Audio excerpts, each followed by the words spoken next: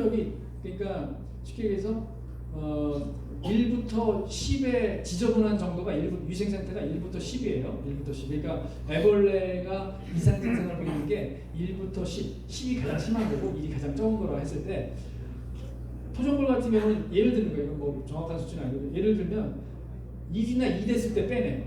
토종벌. 그런데 서양벌은 어떠냐? 서양벌은 8, 9 정도 돼야 빼내는 거라는 생각이 들고 그래서 이제 토종벌 남충보가 왔을 때 조금이라도 이상하면 다 빼내니까 이것이 사실은 꿀벌의 기본 생리, 기본 정상적인 방어 면역 중에 하나거든요. 이게 청소하는 거. 근데 오히려 꿀벌은 모르죠. 토종벌은 몰라요. 그런데 이것이 뭐가 됐다?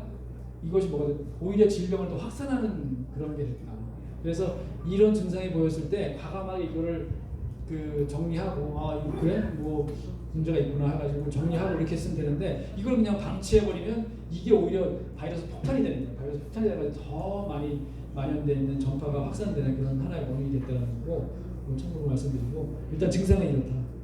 이렇게 이제 굉장히 심하게 나온 증상을 얘기하는 거고 이거 아셔야 돼요. 바이러스가 바깥에 외기에 노출되면 한 30분, 1시간 만에 죽죠. 자외선 조사, 그 다음에 건조 이것 때문에 죽어요. 사멸이 됩니다. 병원성이 없어져요. 그런데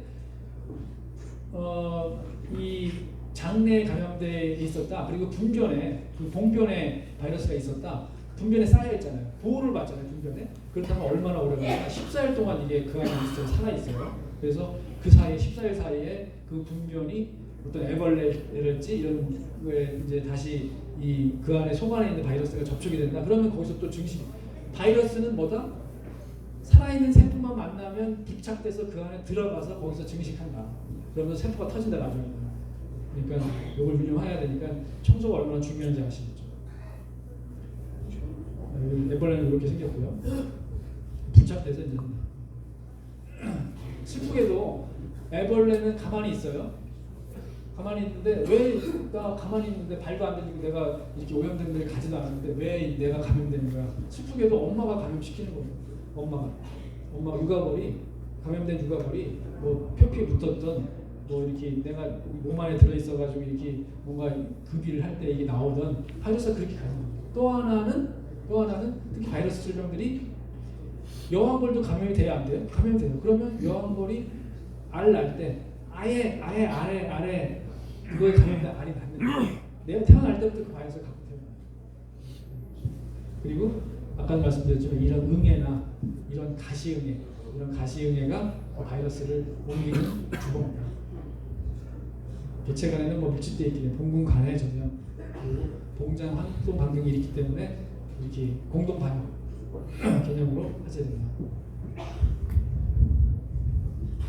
모든 질병은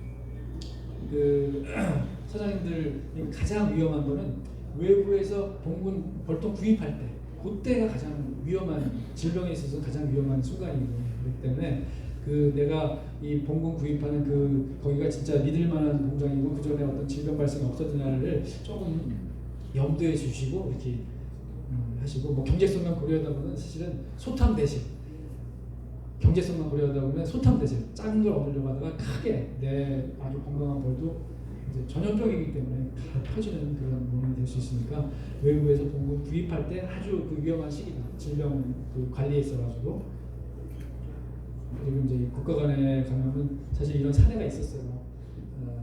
뭐 하여튼 안 좋은 사례인데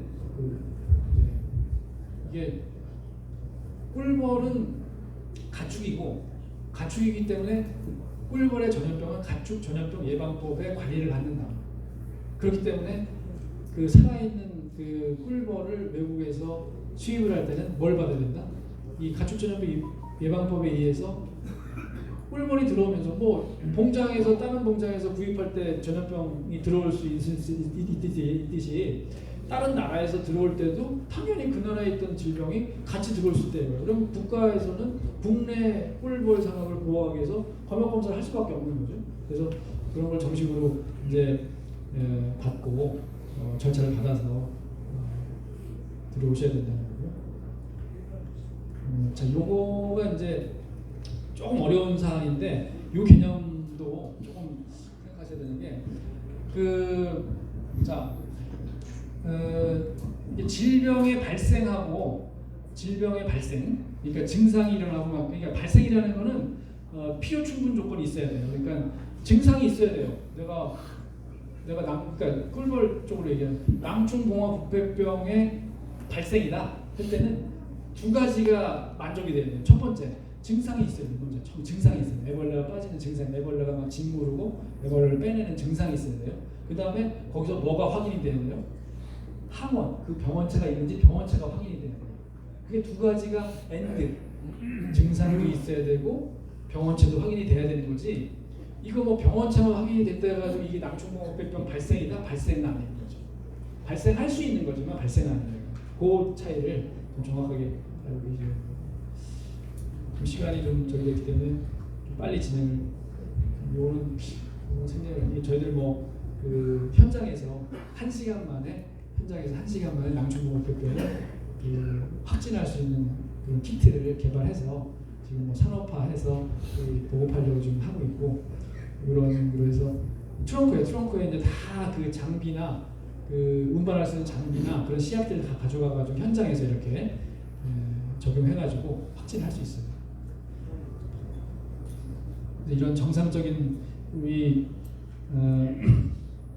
앞으로 뭐 모든 농사가 앞으로도 그럴 건데 지금도 굉장히 좀 분야마다 앞서 있는데 그렇게 하지만 이렇게 자연적으로 꿀벌이 갖고 있는 자연적인 어떤 그런 면역력 그런 거를 도와주는 식으로 해야지 너무 약재에 의존한다거나 뭔가 다른 이런 거에 의존해서는 안 되는 거예요. 방향 자체는 얘들이 건강하면 바이러스 질병 다 자기들이 내과해서 내가 영양 충분하게 주고, 그리고 너무 과도하게 막 증식 안 하고 이렇게 좀 그렇게 정상적으로 이렇게 뭔가 좀 과하게 욕심내지 않으시고 이렇게 한다면은 얘들이 정상적으로 갖고 있는 충분한 면역 기능이 있고 방어 기전이 있어요. 그렇기 때문에 그런 걸 살려주는 식으로 하든지 생각하셔야 되는 것이 좋겠다 생각을 하고, 저희들이 이제 그 중에 그 정상적인 면역 물질 중에 어떤 한 물질을 인공적으로 합성해가지고 낭충봉화에 대해서 저희들이 토종벌에서 예방 효과, 그러니까 이미 증상이 나온 거에다가 투여했을 때는 효과가 없어요.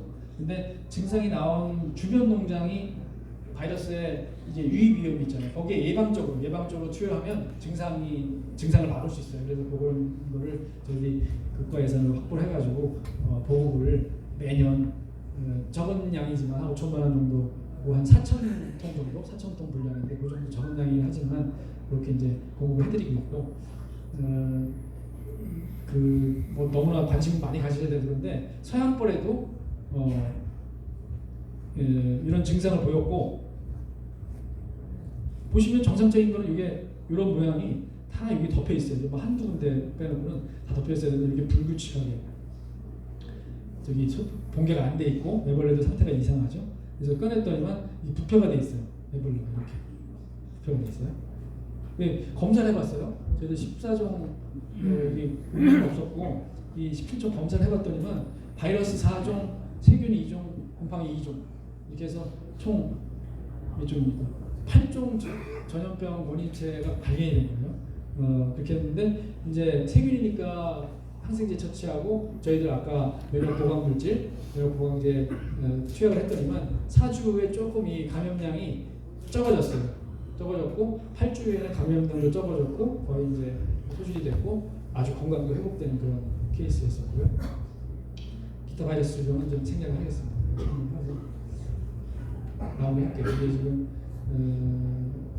농약의 의뢰 건수도 많고 많이 좀 증가하고 있다. 그런 검사 건수가.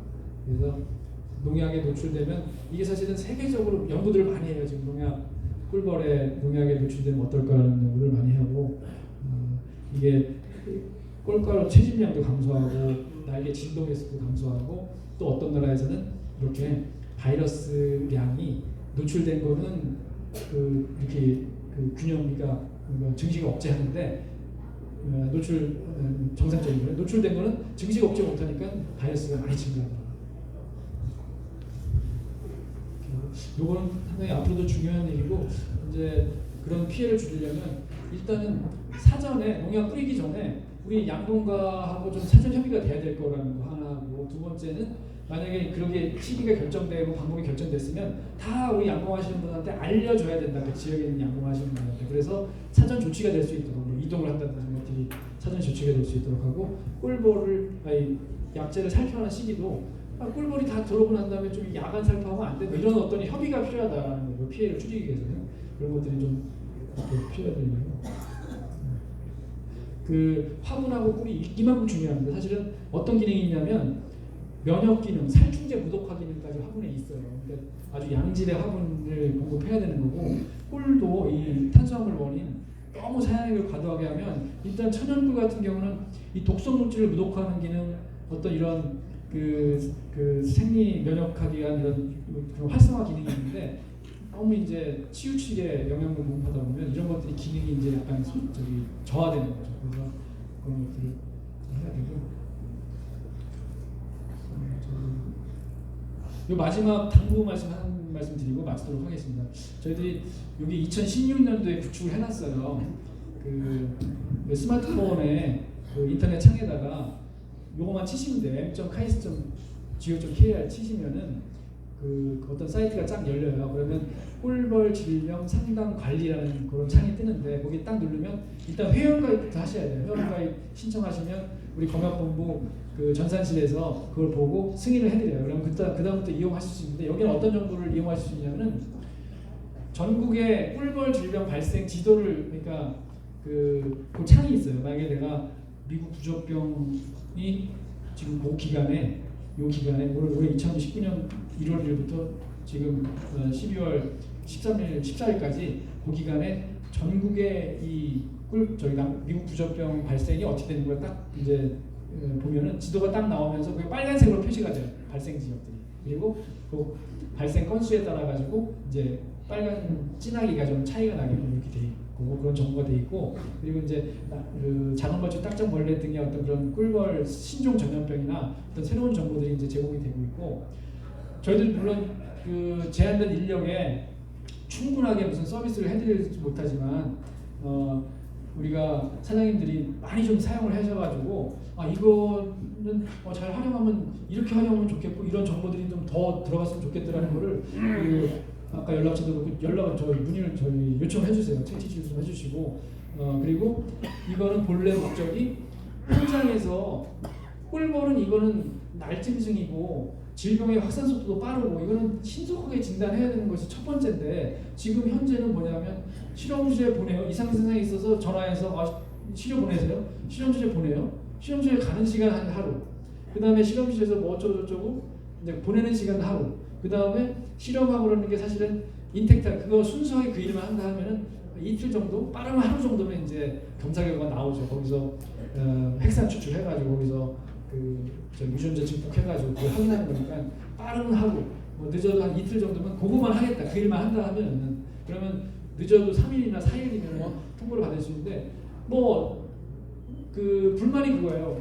의뢰를 했더니, 시험소에 의뢰를 했더니 뭐 2주도 좋고 어떨 때는 막 15일 돼서 막 2주 돼가지고 결과를 통보해주는데, 이게 무슨 의미가 있냐? 사실 의미가 없죠. 다 이제 상황은 종료가 됐는데. 그렇기 때문에 일단 처음에 그 사장님 생각하시고 상의하셔가지고 가진단, 첫 번째 진단, 그 실험 진단 확실하기 전에 첫 번째 진단에 따른 조치는 먼저 하시는 게 중요하고, 그러면서 이것이 이제 보조적으로, 이거는 뭐냐면은 현장에서 그런 일이 있을 때 사진을 찍거나 동영상을 찍거나 뭔가 이 텍스팅, 거기에 문자를 주시고 이런 증상인데 어떤 건가 해가지고 주시면 바로 그 동물 위생 시험소 담당자한테 문자가 가요. 그렇기 때문에 그걸 통해서 그런 서비스를 상담을 받을 수 있으니까 많이 좀 활용해 주시면 고맙겠고요.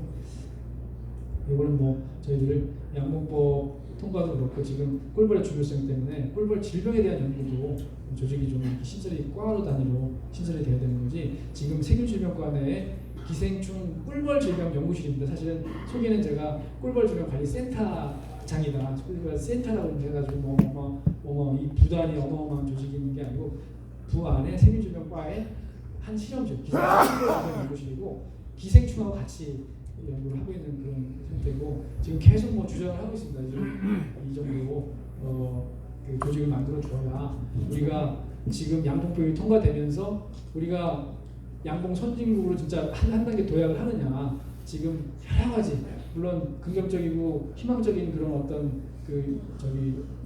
양봉 산업의 어떤 그런 비전도 있지만 지금 뭐 워낙 양봉 인구수가 늘어나고 있고, 그리고 아까 말씀드렸지만 너무나 과밀하고 뭐 미국하고 똑같은 벌통수를 키우고 있기 때문에 그렇기도 하고, 뭐 여러 가지 정리해야 될 것도 많고, 그리고 양봉 산물을 이 산업화하고 소비를 촉진하기 위해서는 거기에 대한 과학적인 어떤 입증 자료도 많이 필요하고 과학적인 연구도 필요하고, 또 품질 안전성에 대한 그런 어떤 확고한 그런 체계도 있어야 되는 거, 그런 것들을 해야 되려면 조직 없이 어떻게 되지 않겠죠. 하여튼 제가 너무 죄송합니다. 지금 10분을 오버했는데 너무 그 시간 오버하는데 좀 해보고, 하여튼 너무 좀 많은 양을 전달해드려가지고 오랜만에 모이셔가지고 휴식하러 오셨는데 좀 죄송스러운 점도 없지 않고, 앞에 알려드린 연락처로 앞으로도 문의사항 있으시면 연락 주시면 저희 성심성의껏 또 답변 드리겠습니다. 감사합니다.